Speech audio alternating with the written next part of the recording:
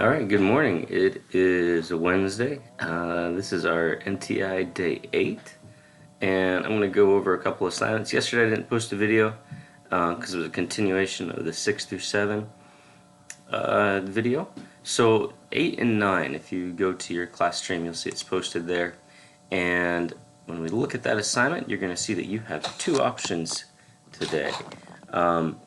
Your first option is to continue your design project, and today you're going to reflect on that project using the design process reflection table. Alright, you have 2 days to do that because it's a little lengthy table and you're going to take a little time to write about what you've done.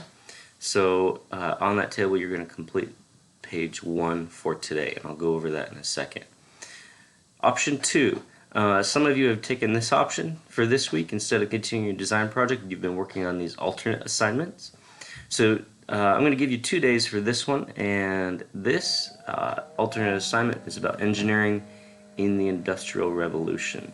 So when you click on that, let's go ahead and look at those resources. You're going to see that you have a couple of resources you can use for that assignment. One of those that you'll see is this day 8 through 9 alternate. That's where you're going to put your answers in.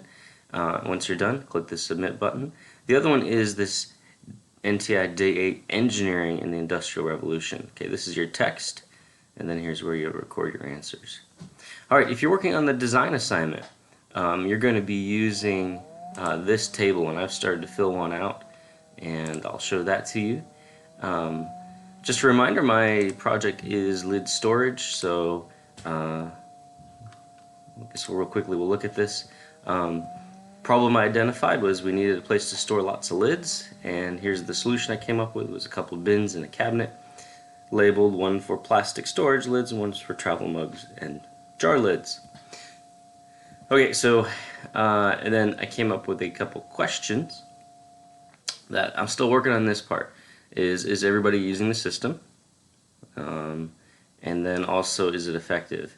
So we've only been using this a couple days. I think we'll give it another day before I start answering these questions to see if it's working. So that's my problem. If we go over here to today's assignment, for today you're going to complete just these first two questions. First, reflect on what you did for the design process step to find a problem, and then reflect on what you could have done for that step. So what I did for the lid storage was that I identified lid storage as a problem at my house. I completed the needs, restrictions, and opportunities chart to better understand the problem. Alright, so that's how I figured out all the details. That's how I decided that I needed to be able to sort different kinds of lids. I needed a place for them to go. One thing that I've realized that I should have done is that on my needs list I didn't identify accessibility. What I mean by that is those lids are sitting way in a cabinet above the stove, and it's great for me. It's great for any adults in the house, but it's a little challenging for some of the kids who help put away dishes when they're done washing, because it's up there. They're gonna have to get a stool or a chair to reach it. So what I should have done is identify accessibility. People can get to it as a need, and if I had done that, I might have come up with a different solution. Okay, second step, generate concepts.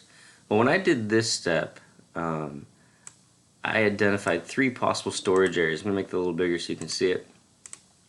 Alright, so I located 3 storage areas and 2 different storage containers that I might be able to use. And if you go back to early in the project last week and watch, you can see the video where I talk about those concepts. One thing I could have done is I could have taken some time to talk to people in the family to see, where do you think we should put our lids? And didn't really do that. Just kind of said, oh, here's a good idea, and might have got some additional ideas, or might have had a better way. Might have also figured out this problem here of, oh, I can't reach that. And anyway, so those are things I did.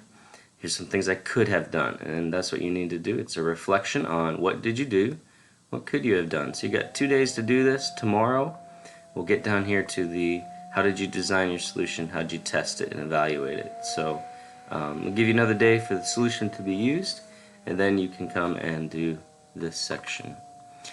Okay, so that is days 8 and 9 for engineering. I hope you're doing well. Heard back from some of you yesterday. It's good to hear from you. Been looking at some of your problems. I'll just give a call out. There's some pretty cool problems out there. There's one problem where someone is designing a way to keep their dog from taking them for a walk, a better way to keep them from running away. Someone else is designing a system to organize a junk drawer. I actually have 2 people working on that problem. I've got some pictures of some neatly organized drawers coming back. I've seen someone's working on a problem to keep hair from going down and clogging the shower drain, which is nobody wants to clean that nasty stuff out. You'd rather just have a system to stop that. So all those are really great ideas and great problems you guys are solving. So keep at it. And today we're doing 8 and 9. You have 2 days to do this. So good luck and have a great day.